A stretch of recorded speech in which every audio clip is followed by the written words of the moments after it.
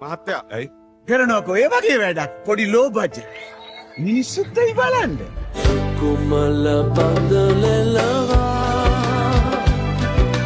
පයකින් කිනිසොලවා තමගේ මිනිසු පිරිමිකමට ලැජ්ජාව